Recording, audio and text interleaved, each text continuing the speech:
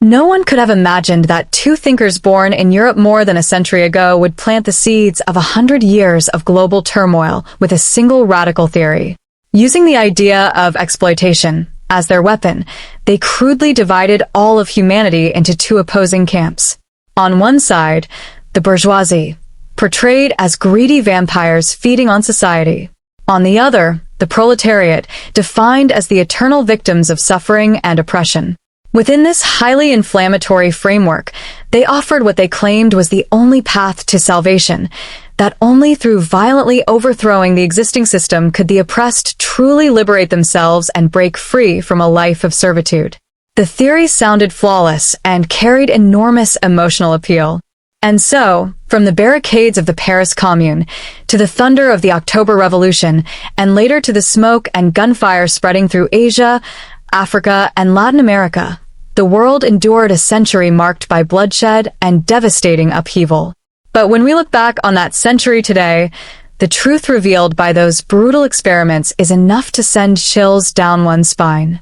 What truly dragged humanity into the abyss was never capital itself, cold and impersonal as it may seem, but rather unchecked power that had broken free from all restraints and accountability. Such uncontrolled power can crush the hopes of ordinary people at the bottom of society just as easily as it can dictate the fate of the middle class.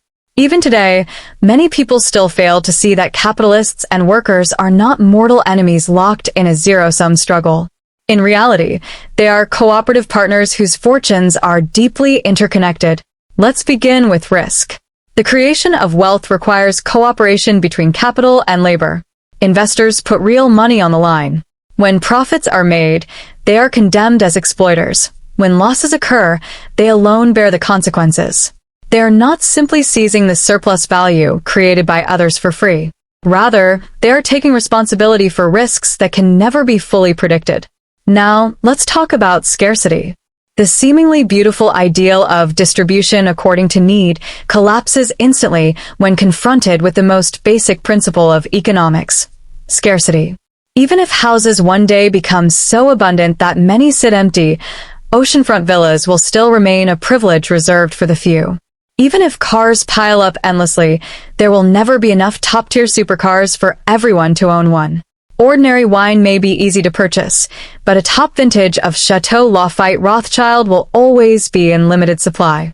That is the iron law of the material world, a law no society can escape.